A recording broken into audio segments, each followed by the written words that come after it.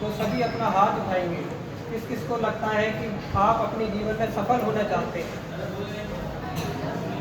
सफल कौन कौन होना चाहते हैं? हाथ उठाइए। नीचे कर लीजिए। दूसरा प्रश्न है कि असफल कौन होना चाहते हैं?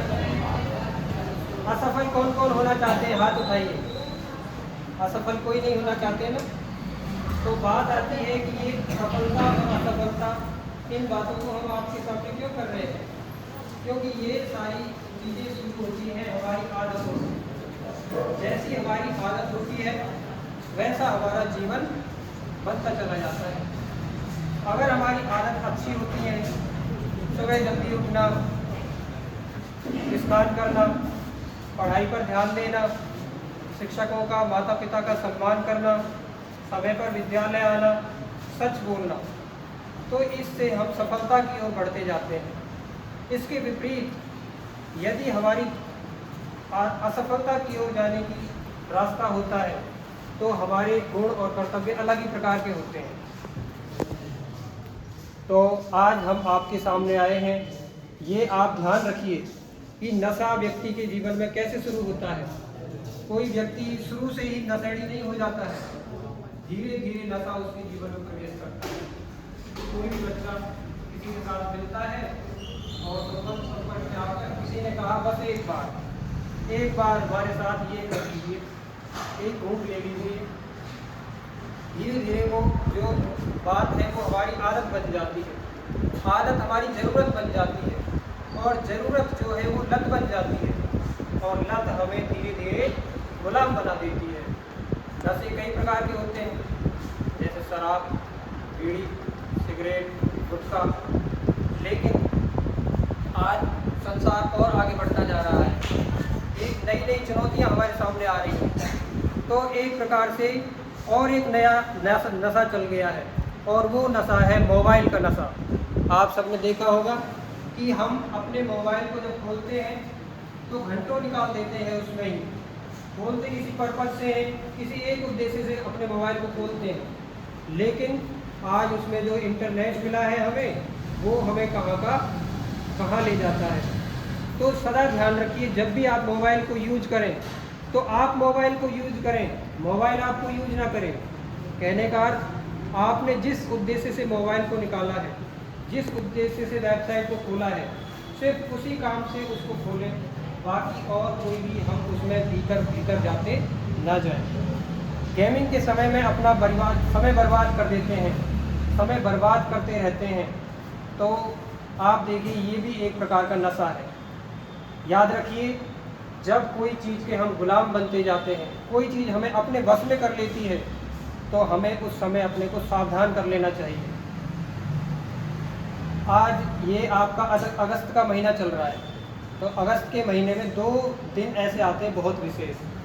पहला है 12 अगस्त को अंतर्राष्ट्रीय युवा दिवस के रूप में हम मनाते हैं। दूसरा आता है 15 अगस्त, जिसको हम स्वतंत्रता दिवस के रूप में मनाते हैं। तो आज भारत आज़ाद है, कहा जाता है आज भारत स्वतंत्र है, लेकिन मैं आपसे पूछना चाहूँगा, क्या वास्तव में भारत आज आज़ाद है? क्या हम आज वास्तव में आज़ाद हैं? यदि कोई नशा हमें अपने नियंत्रण में लेता है, यदि हम किसी आदत के गुलाम बन जाते हैं, यदि आदत से हमें नियंत्रित कर लेता है, तो क्या वास्तविकता में हम आज़ाद हैं, स्वतंत्र हैं? क्या कहेंगे? क्योंकि सबकी स्वतंत्रता किसे कहा जाता है?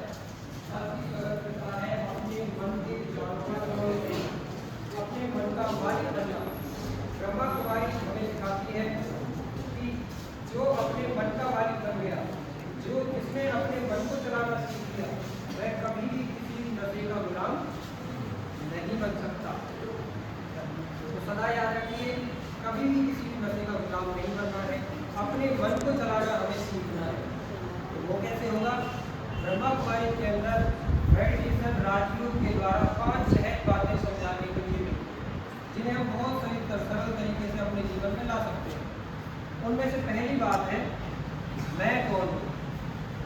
आप यहाँ से किसी से भी मैं पूछूंगा, भाई आप बताइए कौन है आप, तो सब अपना परिचय देंगे, शरीर के हिसाब से नाम बताएंगे, अपना उम्र बताएंगे, कास्ट बता देंगे, लेकिन वास्तविकता में परमात्मा कहते हैं आप जो ये दिखाई दे रहे हो केवल ये नहीं हो, लेकिन आप इस शरीर को चलाने वाली एक चैतन्य सत्ता हो जो यहाँ पर मस्तक के बीच में दोनों भ्रुकुटियों के बीच में निवास करती है, जिसको साइंस में एनर्जी भी कहते हैं, ऊर्जा कहा जाता है।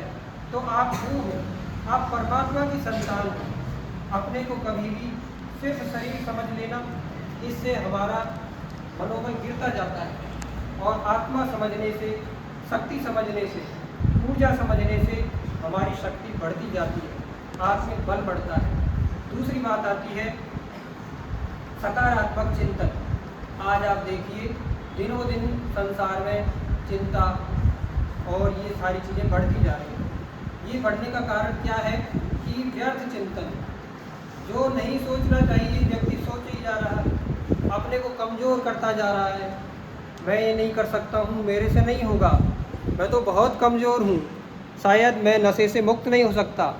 आप भले ही बच्चे अभी नशे में नहीं आए हो, लेकिन कभी भी अपने संग को सदा श्रेष्ठ बनाए रखना।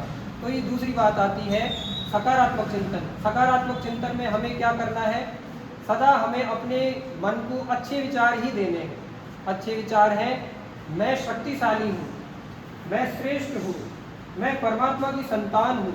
तो अपने को जब हम ऐसे समझते हैं तो हमारा मनोबल, आत्मबल बढ़ता जाता है। तीसरी बात आती है श्रेष्ठ संग, श्रेष्ठ मित्र चुने।